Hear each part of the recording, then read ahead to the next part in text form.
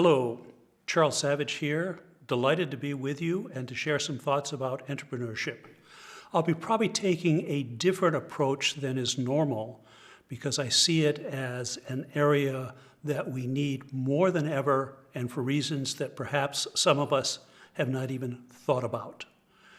I'm titling this Co-Creating a Wiser Future. How can we find inspiration in the past? How can we face today's challenges? And how might we co-create a wiser future together? I'd like to reflect on these with you for a few moments and explain why your talents, your interest, your drive is going to help us in a more critical way than we ever imagined. Let me start out by putting this in a larger perspective. As you probably know, it's only been in the last 20 years or so that we've understood that the Big Bang occurred 13.7 billion years ago. Our planetary system, our sun, is only 4.7 billion years, and our planet 4.5 billion years. How long could we be on this planet? Ever wondered about that? And how might your entrepreneurial efforts contribute to the success of our grandchildren and their grandchildren rather than just to today's economic success? It turns out that our sun will last about 10 billion years, become a red giant, and then a white dwarf. Does that mean we have 5 billion years? Probably not, because the sun gets hotter 10% every 1.1 billion years. And the best estimates that I've found are that we could make it for the next 500 to 800 million years. Now we think of 500, 1,000, 5,000 years is a long time, but we have an enormous amount of time ahead of us. And so the question is, are we using our resources wisely so that future generations also have a chance to experience this wonderful gift of life? I've been teaching innovation, organizational strategy, all over the world, from Sweden to Germany to India to Dubai to Saudi Arabia, held workshops in Australia, Japan, Korea, and so forth. And what I realized is that if you look back for the past maybe 100,000 years, for most of this time we were hunters and gatherers. We found our resources in the fields and the forests.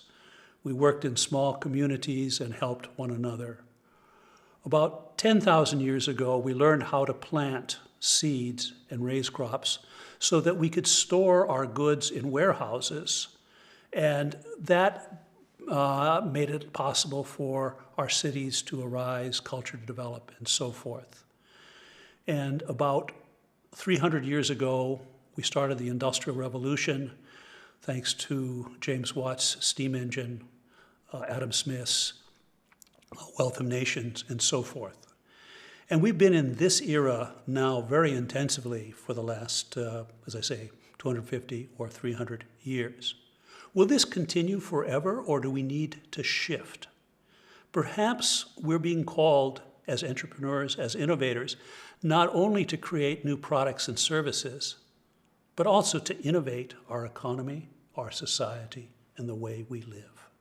And this is an enormous challenge which goes way beyond simply learning how to put together a business plan, talk to possible customers, and get your angel funding.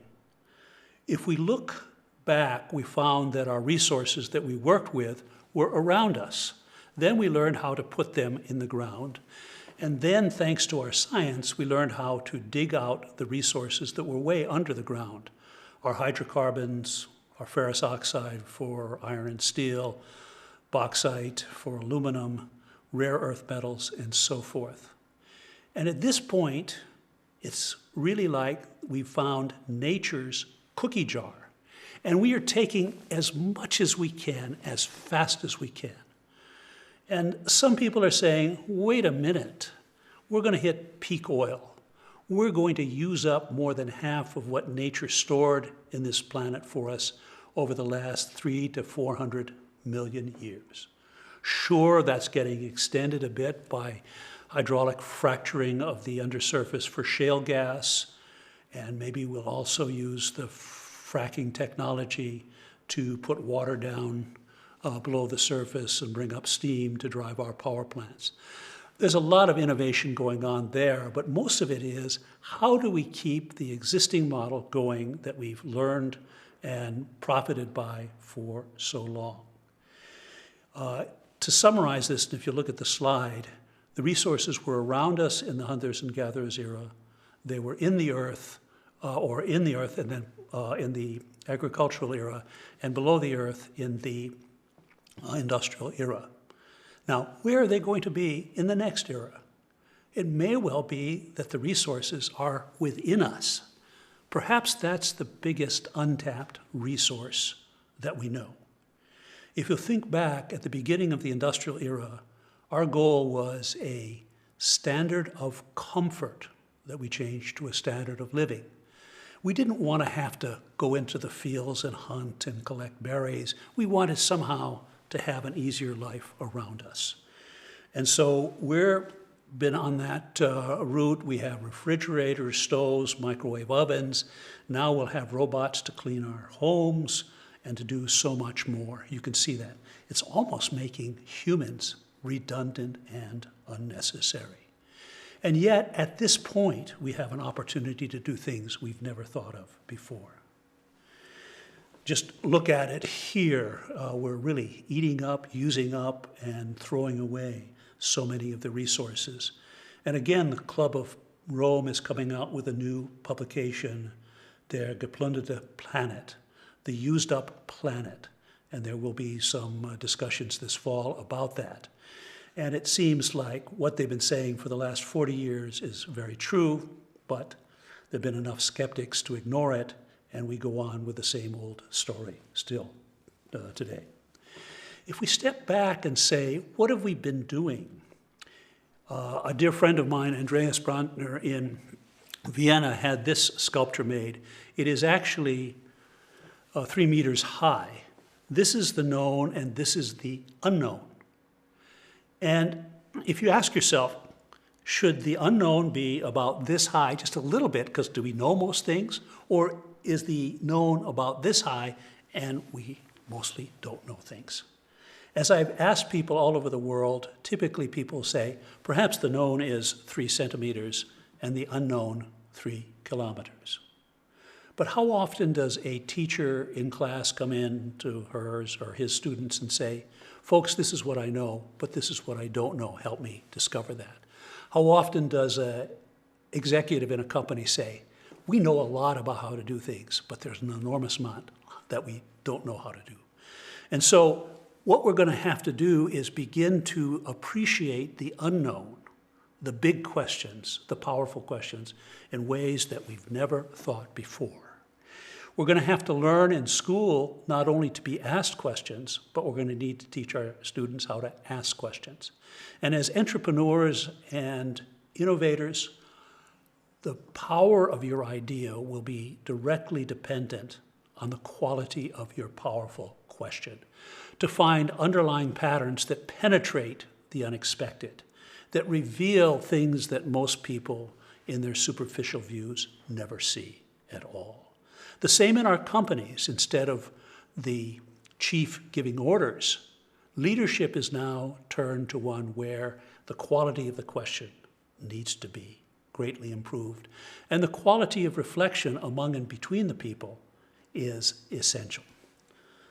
So if we step back and look at these 3, the fish, the young child, and the cat, what are they seeing? Is there some commonality between them? We see different perspectives, and yet if we look even deeper, we see life's force manifest in wonderfully unique ways in these 3, just as each of you is wonderfully unique in what you're doing. So we've grown up with the industrial era, with the boxes and lines and the hierarchy. That's fading. We're moving into the digital era where we have to, with our smartphones, Facebook, social media, learn how to reflect in ways that we never have done before. And certainly there are opportunities there. As you remember, Copernicus in 1543 raised the question, does the sun go around the earth? And he suggested perhaps not. Perhaps the earth goes around the sun. That was reinforced, as we know, by Galileo. And so we had the Copernican paradigm shift in space. We saw ourselves in a different relationship with things around us. My question to us all is it possible to conceive of a paradigm shift in time? Because perhaps, and you may not have expected this, that could determine what we do in terms of our entrepreneurship and innovation. Let me explain this to you. Typically, we think of time as a line. The past way back there, the future way out here, and we are bumping along in the present. What we've done is we've put almost physical space between the past and the future, and we see everything in the present. Somehow we say, oh, that's old, that's done with, forget it, and we try to continually fix the present. But what if we were to take space out of time and we bring back the present and the future and begin to reflect together with one another and within ourselves? What might we do then? We could bring these three together, and if we use the metaphor of additive color theory, we'll find that we no longer have just 3 colors, but we have 7. And in the middle emerges white. Look at it this way. Time, we know, is 3D. Height, length, and width, and that gives us place. Our insights could well be shaped by the wisdom of the past, the challenges of the present, and the possibility to co-create a wiser future. Mostly in our education, we train for being smart, knowing how to do things. We need to shift to learning how to do things more wisely. And so in my work, and among other places, I work with international students at the Technical University in Munich, and I invite them to think through projects that they need to undertake to help give our planet more of a chance. And one group, it was from 2 Chinese, a Mexican, and an Indian. They came up with a wonderful slogan for us. How do we learn to live lightly and lively? And my challenge to all of us, to you that are thinking of becoming more focused, dedicated entrepreneurs, innovators, how do we co-create a society where we could live lightly? That means profoundly low carbon. Right now, you'll know that we're so carbon intensive that we can't continue. How can we learn to live lively? And that means a much richer cultural life that could be inspired by the stories and the myths and the insights of past generations. And I add to this wisely. So how do we learn to live lightly, lively, and wisely? Now, we're going to need a whole new generation of entrepreneurs and innovators to put this society together. So please think beyond the typical framework of what's involved in talking to possible customers, looking at what's happening in the internet to see your operation, building your business plan, and getting your funding. There are bigger challenges ahead, and the better you can listen to the past and the wisdom where they indeed lived in harmony with nature. We've broken much of that harmony. We need to recapture that so that your great-grandchildren and their great-grandchildren have a chance. And that's our wonderful opportunity. The nice thing is, as you do this, you may find inside yourself and in one another resources that you never imagined were there. And as you build on them, even though you may not help us arrive at where we want, you will, as a person, grow in wonderful ways in communities with others. So, from the bottom of my heart, I say thank you for considering a activity in this field, and give your all to what you can do to help create a wiser future. Finally, I'll end with a quote that says, "You can tell whether a man is clever by his answers. You can tell whether a man is wise by his questions. What are your wise questions? Good luck.